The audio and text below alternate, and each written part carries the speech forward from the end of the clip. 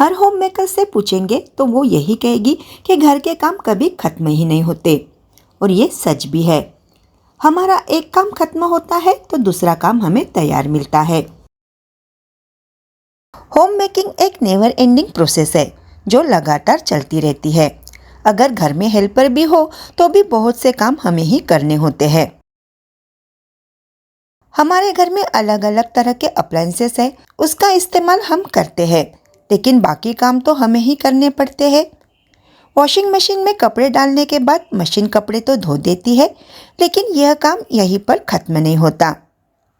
कपड़े धोने के बाद उसे निकालना, सुखाने के लिए डालना, सूखने के बाद उसे निकालना, फिर से फोल्ड करके रखना, ऐसे छोटे छोटे काम भी बहुत होते हैं। तो ऐसे छोटे छोटे काम आसानी से हो जाए, इसलिए मैं आपके साथ शेयर कर रही हूँ बहुत ही यूजफुल टिप्स जो आपकी होम मेकिंग आसान बना देगी। Hello everyone, welcome back to my channel. हमारे इंडियन घरों में बीच बीच में तला हुआ खाना बनता ही रहता है, और जब हम कुछ तलते हैं तो उसके फूड पार्टिकल्स तेल में छूट जाते हैं और ये तेल खराब हो जाता है।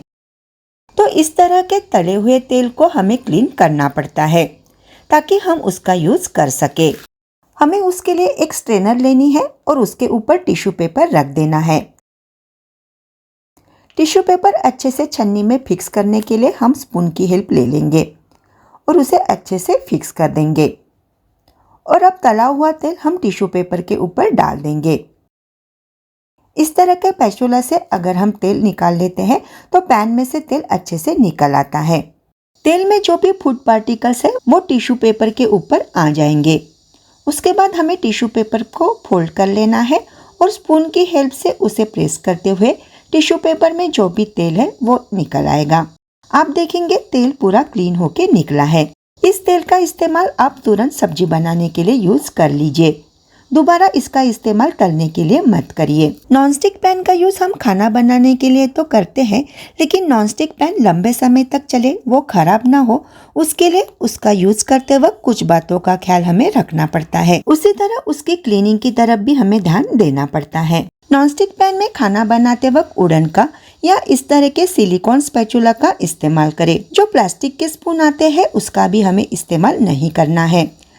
प्लास्टिक के स्पून तेल ज़्यादा गर्म होने की वजह से मेल्ट हो सकते हैं और उसमें का केमिकल हमारे खाने में आ सकता है, जो हमारे हेल्थ के लिए बिल्कुल भी अच्छा नहीं होता। तो हमें सिलिकॉन स्पैचुला ही यूज करना है। स्टील स्पून भी हमें यूज नहीं करना है, इससे नॉनस्टिक पैन की कोटिंग निकल सकती है।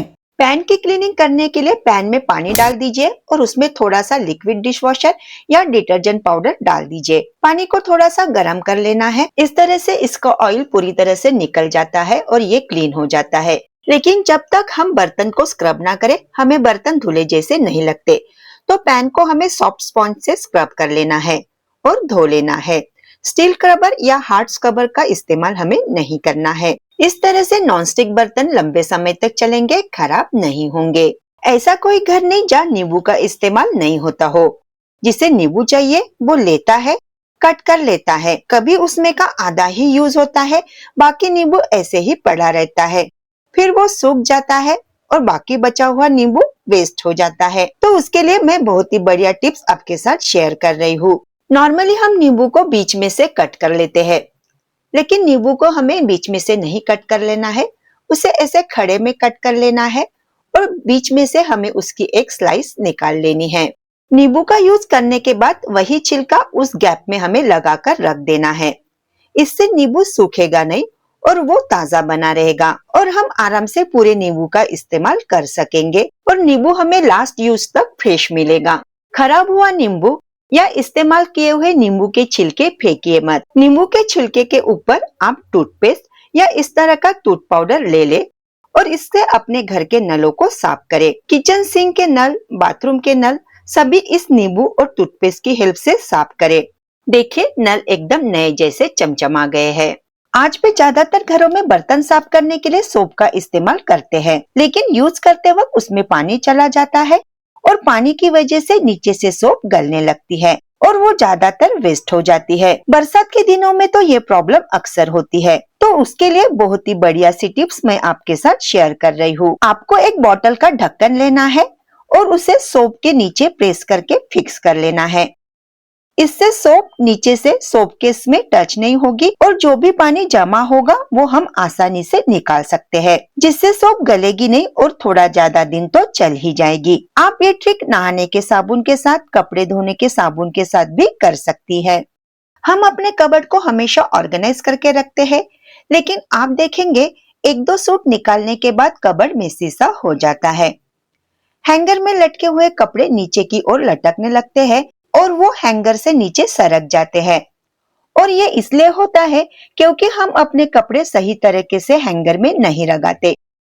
हम क्या करते हैं, सूट हैंगर में डालते वक्त अपनी चुन्नी नीचे की ओर रखते हैं और चुन्नी अक्सर पॉलिस्टर या शिफॉन की होती है, जिस वजह से वो स्लीपरी होती है, जिससे वो हैंगर से खिसक जाती है और उसमें रखा सूट भी नीचे की ओर सरक जाता है। जिसकी चुन्नी शिफॉन जैसे फैब्रिक की है, उस सूट का सलवार नीचे लगाए, बीच में चुन्नी लगाए और फिर ऊपर कुर्ती रखे।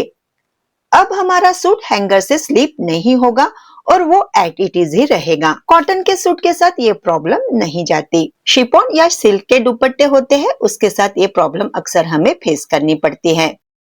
तो फ्रेंड्स, आज के लिए इतना ही।